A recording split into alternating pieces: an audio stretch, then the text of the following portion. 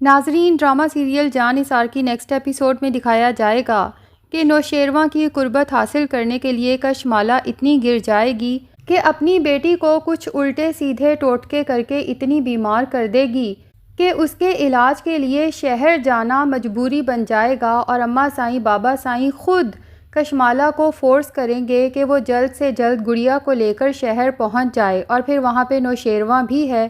جو خود گڑیا کا کسی اچھے ہاسپٹل سے علاج کروائے گا۔ کشمالہ کی ملازمہ جو اس سب میں اس کا ساتھ دیتی رہی ہے، اماں سائیں بابا سائیں کا یہ فیصلہ سننے کے بعد کشمالہ کو مبارکباد دیتی ہے کہ بی بی سائیں آخر ہمارا حربہ کارآمد ثابت ہوا۔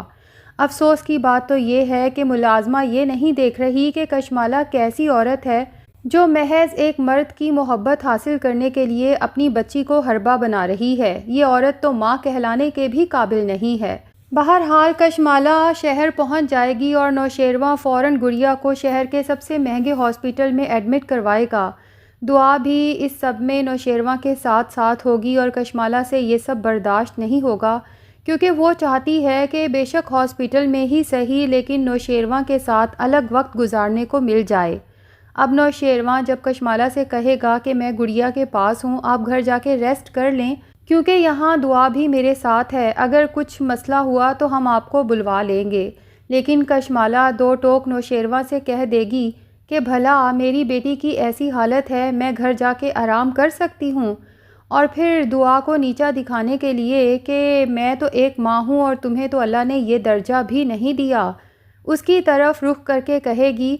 کہ غزنوی آپ یہاں ہیں، اس بات کی تو مجھے تسلی ہے، لیکن میں گڑیا کو چھوڑ کے کیسے جا سکتی ہوں، میں ماں ہوں، اور ماں ہونا کیا ہوتا ہے یہ تو وہی عورت جان سکتی ہے جو کبھی ماں بنی ہو۔ کشمالہ کی اس بات پر دعا کا دل سچ میں دکھے گا اور اسے سمجھ بھی آ جائے گی کہ کشمالہ نے یہ اسی پر طنز کی ہے، لیکن یہ تو اللہ کا کرم ہے، جب چاہے جسے چاہے نواز دے۔ دوسری طرف سرفراز کے فادر جو سرفراز کی حرکتوں کا سنتے ہی سیریس ہارٹ اٹیک کی وجہ سے ہاسپٹل پہنچ گئے تھے،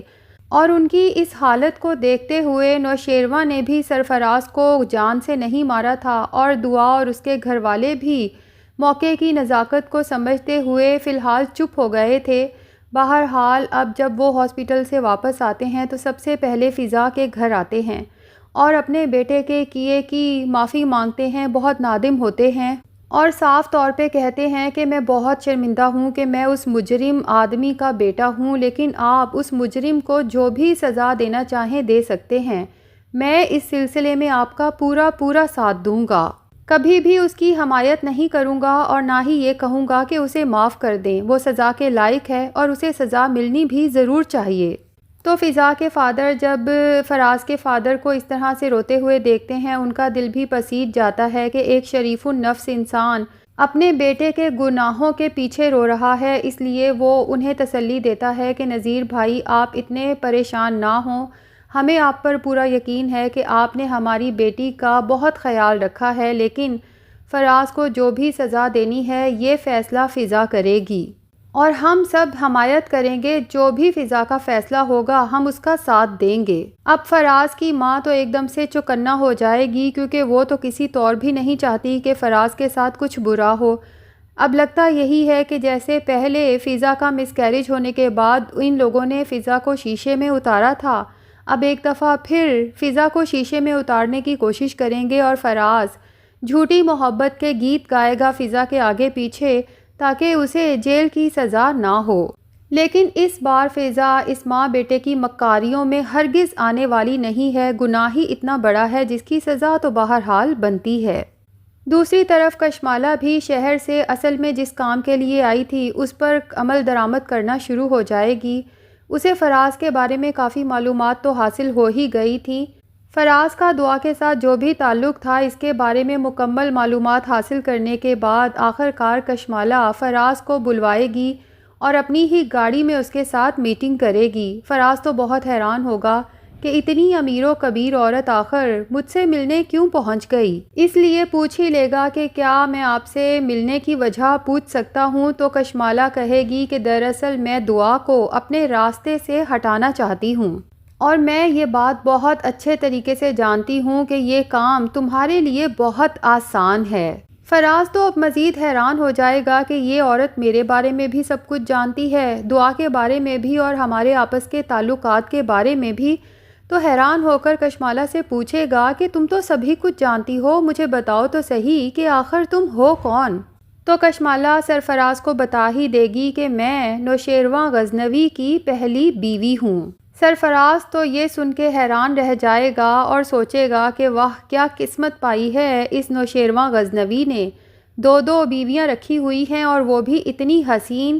بہرحال کشمالہ سے کہے گا کہ تمہارا کام تو ہو جائے گا، لیکن مجھے یہ بتاؤ کہ اس کے عوض مجھے کیا ملے گا؟ تو کشمالہ اسے بہت بڑی رقم کا لالچ دے گی، جس کا سنتے ہی نوشیروان کی تو رال ٹپکنے لگے گی۔ کشمالہ سرفراز سے کہے گی کہ تم نے نوشیروان غزنوی کے دماغ میں یہ بات ڈالنی ہے کہ دعا کا تمہارے ساتھ ہر طرح کا تعلق تھا اور تم لوگ محبت میں بہت آگے جا چکے تھے، اور نوشیروان غزنوی تمہاری جوٹھن استعمال کر رہا ہے۔ سرفراز ساری بات سمجھ جائے گا اور اگلے ہی دن نوشیروان غزنوی کے آفس ملنے پہنچ جائے گا۔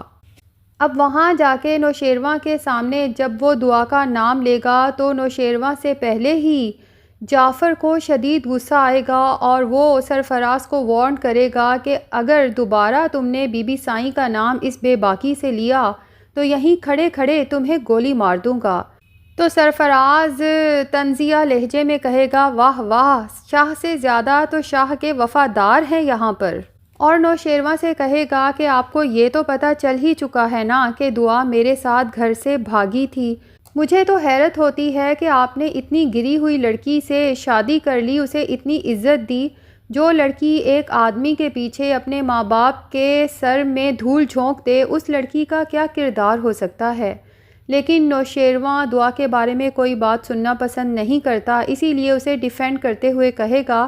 کہ اس نے محبت میں اس لیے گھر چھوڑا کہ اس وقت وہ تمہاری اصلیت سے واقف نہیں تھی اور اس نے تم پہ ٹرسٹ کیا تھا۔ تو سرفراز بہت ہی مکاری سے کہے گا کہ اس سے کیا فرق پڑتا ہے کہ اسے محبت میں دھوکہ ملا یا نہیں ملا، فرق تو اس بات سے پڑتا ہے اور سچ بھی یہی ہے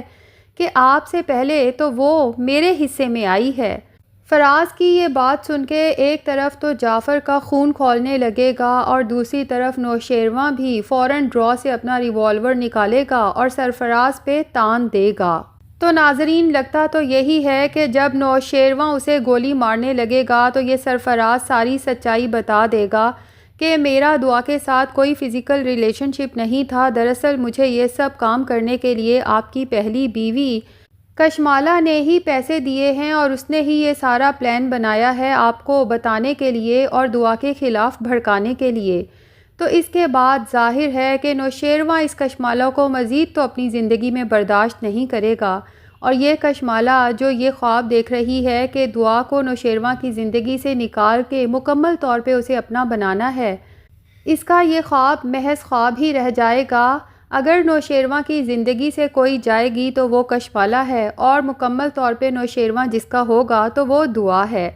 ناظرین کیا خیال ہے، کیا نوشیروان کو اس سب کے بعد کشمالہ کو طلاق دے کے مکمل طور پہ اپنی زندگی سے آزاد کر دینا چاہیے یا نہیں؟ کمنٹ سیکشن میں اپنی رائے کا اظہار ضرور کریں، اور اگر ہمارے چینل پہ نئے ہیں تو پلیز چینل کو بھی سبسکرائب کر لیں۔